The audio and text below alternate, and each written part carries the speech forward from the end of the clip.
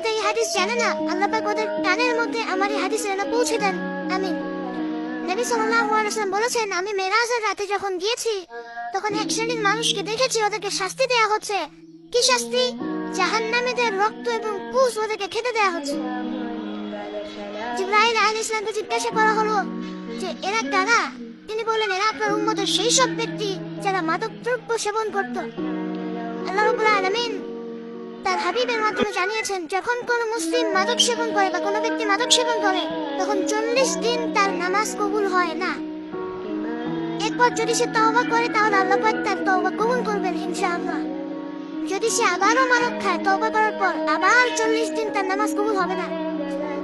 যদি সে আবার তওবা করে আল্লাহ পাক আবার তাকে মাফ করে দিবেন।